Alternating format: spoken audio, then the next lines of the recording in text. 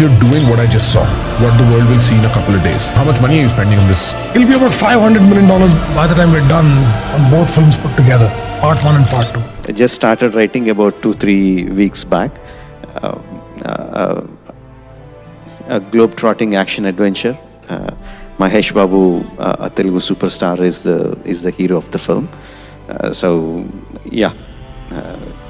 Bigger and better. आपने शाहिद कपूर और रणबीर कपूर को उनके करियर की बिगेस्ट हिट दी, तो अब अगली फिल्म आप जो स्पिरिट बना रहे हैं प्रभास के साथ, उन्होंने तो ऑलरेडी बाहुबली और कल्कि जैसी ब्लॉकबस्टर्स डिलीवर कर दी है। सर दिस बहुत बड़ा बोझ वाला सवाल है सर, मतलब मेरे को 2000 मारना है टू बीट बाहुबली 2।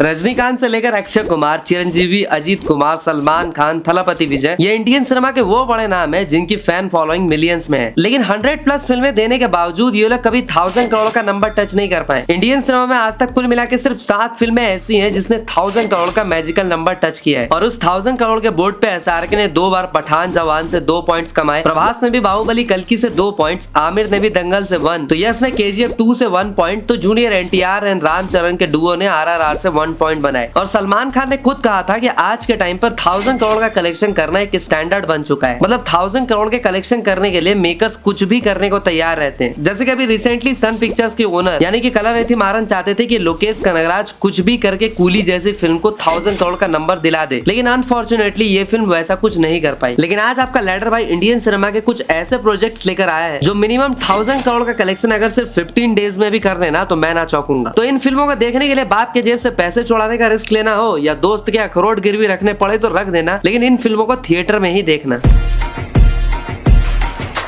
अब देखो, जहां बाकी फिल्मों के लिए 1000 करोड़ का कलेक्शन करना ही बहुत बड़ी बात होती है, वहीं बिग बजट फिल्में बनाने के मैराथन में राजा मौली को भी काफी पीछे छोड़ देना और लिटरली $500 मिलियन यानी इंडियन रुपीस में बोलूं तो कैलकुलेटर हैंग कर देने वाला नंबर यानी 4000 crore, in other words almost Indian cinema के टोटल कलेक्शन के बराबर पैसे लगा देना, ये काम करके दिखाया है प्राइम फोकस के founder and 8 times Oscar winning company DNEG के CEO नामित मल्होत्रा ने। और विजन ऐसा कि अगले 1 डिकेड तक इंडिया में कोई ऐसी फिल्म बनाने के बारे में भी ना सोचे। भारत की सबसे बड़ी कथा, भारत की धरोहर को दुनिया को दिखाना, इस मिशन एंड विजन के साथ नामित मल्होत्रा रामायण को अकेले प्रोड्यूस करने का डिसीजन लेते हैं, जो कि इंडिया की अब तक की सारी बिग बजट फिल्में लाइक कल्कि 2898 AD जिसे 600 करोड़ पे बनाया गया था, RRR जिसे 550 करोड़ पे, आदिपुरुष जिसे ऑलमोस्ट 700 करोड़, तो बाहुबली 1 एंड 2 का कंबाइंड बजट 430 करोड़ था। इवन इसने हॉलीवुड बिगेस्ट लाइक अवतार जिसे 237 million and Avengers infinity game and almost end game जिसे $700 मिलियन पे बनाया गया था, ये फिल्म उसके भी काफी करीब पहुंच गई है। और आपको शायद ही पता होगा कि इस प्रोजेक्ट की शुरुआत नामित मल्होत्रा ने नहीं बल्कि अल्लू अर्जुन के फादर साहब यानी कि अल्लू अरविंद ने की थी, लेकिन प्रोडक्शन में डिलेज होने लगे, फिल्म का बजट बढ़ने लगा, ऊपर से आदिपुरुष के फेलियर को देखते हुए अल्लू अरविंद एंड मधु मंटेना दोनों ही बीच में इस प्रोजेक्ट से कन्नी काट ली। ऊपर से जब नामित मल्होत्रा ने एज अ प्रोड्यूसर फिल्म के कमान संभाली तो उनको फिल्म के project and intellectual property rights के लिए अल्लू अरविंद एंड मधु मंटेना ने लीगल नोटिस भी भेज दिया, लेकिन बाद में जाकर इस मैटर को सुलझा लिया गया। पहले फिल्म के दोनों पार्ट्स को 1600 करोड़ के बजट ही एलोकेट की गई, लेकिन नामित मल्होत्रा के लिए फिल्म एक ड्रीम, एक पैशन है, इसलिए for this film whatever it takes to make grand and epic saga, he is ready to invest to compete with global films like Dune, Star Wars, Avengers, Avatar, etc. और उस film के लिए नामित मल्होत्रा ने बड़ी अच्छी बात कही थी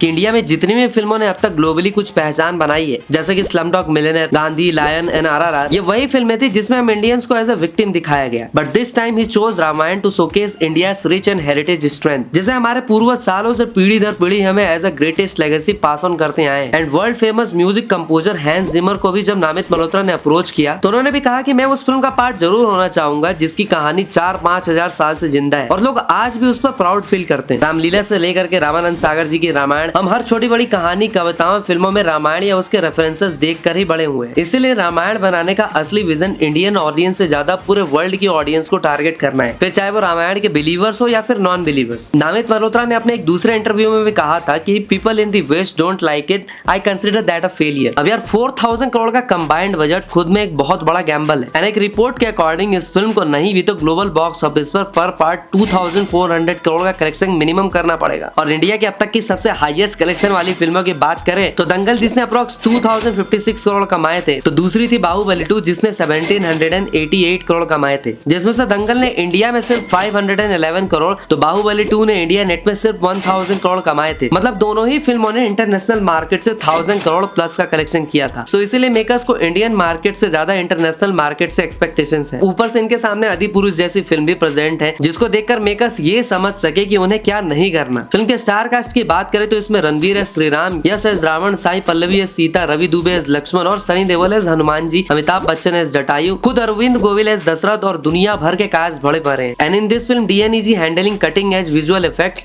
aiming for a grand IMAX experience and dubbing के चैलेंजेस से निपटने के लिए AI डबिंग यूज किया जा रहा है for seamless regional and international language experience. और इन्हीं रीजन की वजह से फिल्म का बजट भाई पर पार्ट 2000 करोड़ चला गया है और स्टार कास्ट को भी अच्छे खासे पैसे मिल रहे हैं। फाइनेंशियल एक्सप्रेस की एक रिपोर्ट के अकॉर्डिंग रणबीर कपूर को for both the parts 150 crore मिल रहे हैं, तो वही साई पल्लवी को 12 करोड़, यश को भी 50 करोड़, सनी देओल को 20 करोड़, रवि दुबे को भी 4 करोड़ के अप्रॉक्स मिल रहे हैं। और फिल्म पे सिर्फ इंडिया में मार्केटिंग एंड प्रमोशन के लिए 50 करोड़ का बजट रखा गया है और इंटरनेशनल मार्केट में फिल्म की मार्केटिंग अलग लेवल पे होने वाली है। इसलिए इस फिल्म का कास्ट भी इस फिल्म को एज अ मिशन की तरह ही ले रहे हैं। जैसे कि रणबीर कपूर जिन्होंने during the entire shoot non veg खाना छोड़ दिया, एक्स्ट्रा ऑर्डिनरी बॉडी ट्रांसफॉर्मेशन की। सनी देओल ने भी अपनी बाकी 2 फिल्में यानी कि बॉर्डर 2, गदर 3 वगैरह को टाइम ना देके सबसे पहले रामायण को अपना टाइम स्लॉट दिया। एज अ रावण यश जिन्होंने काफी बार बॉलीवुड के साथ काम करने से मना कर दिया था, उस बंदे ने मेकर्स का विजन सुन के सीधा फिल्म पे एज अ को प्रोड्यूसर पैसे तक इन्वेस्ट कर दिए।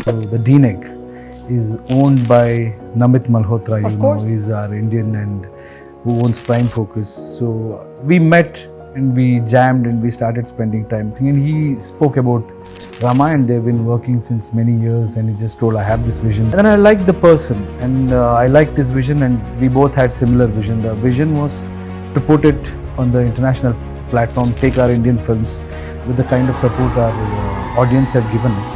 So it aligned in the same vision. अब यार मेकर्स का विजन, कास्ट एंड क्रू का डेडिकेशन देखकर लग तो रहा है कि यहाँ सच में रामायण ही इंडिया की पहली ऐसी फिल्म होने वाली है जो इंडियन कल्चर एंड हेरिटेज को वर्ल्ड लेवल पर प्रेजेंट करने का बूता रखती है। ऊपर से फिल्म की रिलीज डेट भी हिंदुइज्म के सबसे ऑस्पिशियस डे पे रखी गई है, यानी कि दिवाली 2026 एंड 27 में।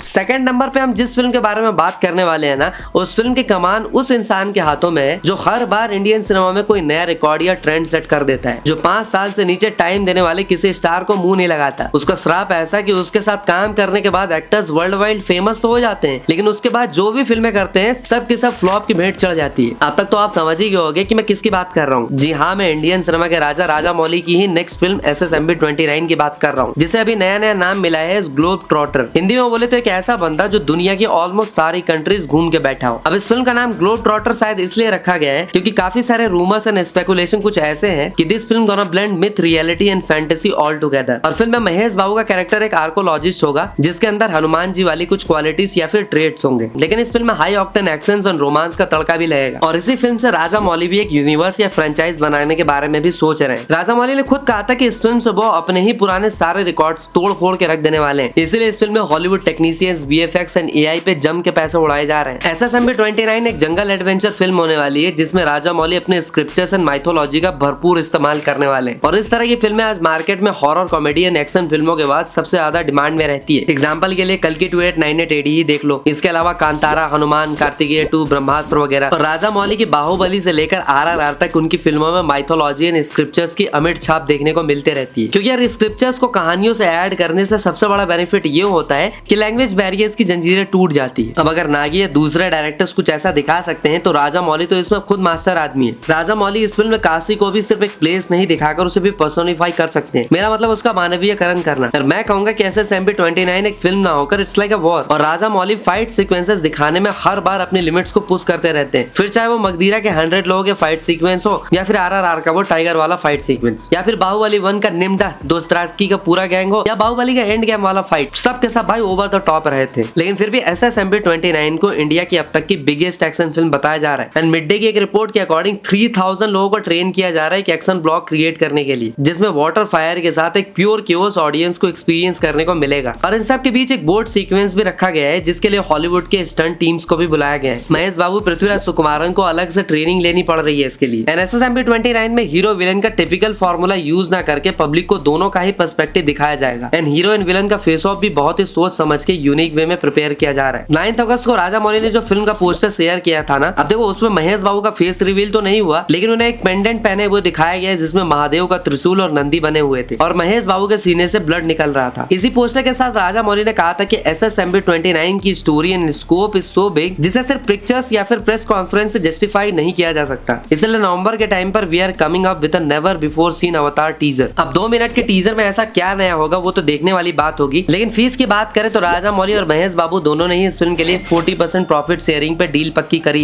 Instead of taking upfront faeces. अब कई लोगों को ऐसा भी लगा था कि इस फिल्म को राजा मौली बाहुबली की तरह ही 2 पार्ट्स में लाएंगे, लेकिन राजा मौली ने अननेसेसरी दूसरों की तरह फ्रेंचाइज से पैसे कमाने के बजाय इस फिल्म को एक ही पार्ट में निपटाने का सोचा है। SSMB 29 राजा मौली की अब तक की मोस्ट एक्सपेंसिव फिल्मों में से एक होने वाली है, जिसमें अराउंड 1000 करोड़ का बजट एलोकेट किया गया है और इस फिल्म को इंटरनेशनल मार्केट में उतारने के लिए राजा मौली ने अपने दोस्त जेम्स कैमरून की भी मदद लेने की सोची है। और ऐसा कहा जा रहा है कि जेम्स कैमरून अपने इंडिया विजिट में अवतार 3 के प्रमोशन इवेंट में SSMB 29 का ऑफिशियल टाइटल एंड नेम भी रिवील करेंगे। अब देखो जेम्स कैमरून को पूरा वर्ल्ड जानता है, ऐसे में उनके प्रमोट करने से फिल्म की रीच वर्ल्ड वाइड ऑडियंस तक तो जरूर पहुंचेगी। तो अपनी अगली फिल्म की बात करें तो देखो किसी फिल्म का सेलिंग पॉइंट उसका डायरेक्टर होता है तो किसी फिल्म का USP उसकी स्टार पावर होती है, जैसे कि films like coolie and war 2। But क्या हो जब इंडियन सिनेमा के सबसे most violent but bankable director और इंडियन सिनेमा का एक ऐसा सुपरस्टार जिसकी फिल्में डे 1 में मिनिमम 150 करोड़ से एंट्री ले, ये दोनों सिर्फ साथ ना आए बल्कि अपने सारे प्रोजेक्ट्स को साइड में रखकर सिर्फ एक फिल्म को प्रायोरिटी दे, तो वो फिल्म कैसी होगी? जी बिल्कुल, मैं बात कर रहा हूँ प्रभास एंड वांगा की सबसे मोस्ट एंटीसिपेटेड फिल्म स्पिरिट की। स्पिरिट के लिए जहाँ वांगा ने एनिमल पार्क को छोड़ करके इस फिल्म को प्रायोरिटी दी है, तो प्रभास ने भी सालार 2 एंड कल्कि की जगह सबसे पहले स्पिरिट पर काम करने का सोचा है, क्योंकि प्रभास खुद वांगा के साथ काम करने के लिए पर्सनली काफी एक्साइटेड थे। ऐसे में वांगा ने प्रभास से पहले ही रिक्वेस्ट करके बोल दिया था कि आप स्पिरिट के लिए अपना टाइम ब्लॉक कर दीजिए और जब आप स्पिरिट पे काम करो तो सिर्फ और सिर्फ इसी फिल्म को टाइम दो, क्योंकि इस फिल्म में वांगा प्रभास को एक ऐसे अवतार में दिखाने वाले हैं जो आज तक ऑडियंस ने एक्सपीरियंस नहीं किया है। अब इसके लिए भाई कंप्लीट फोकस एंड डेडिकेशन तो रिक्वायर्ड होगी। बाहुबली के लिए प्रभास ने अपने 5 साल दिए थे, तब जाकर वैसा आउटपुट आया था। और प्रभास को अक्सर लोग डायरेक्टर सेक्टर कहते हैं, मतलब कि भाई डायरेक्टर जैसा चाहे वैसा आउटपुट उनसे निकलवा ले। और संदीप रेड्डी वांगा अपने प्रोजेक्ट्स के लिए ऑलवेज 100% श्योर होते हैं, उन्हें उस एक्टर से क्या चाहिए उन्हें अच्छे से पता होता है। जबकि कुछ directors like Anurag Kashyap and all वो सीन समझा के बाकी एक्टर पे छोड़ देते हैं कि आप इस सीन को किस तरह से परफॉर्म करोगे वो आप देख लो, लेकिन वांगा अपने एक एक डायलॉग एक्सप्रेशन स्क्रीन प्ले को लेके 100% श्योर होते हैं। और संदीप रेड्डी वांगा ने कोविड के टाइम पे ही प्रभास को स्पिरिट की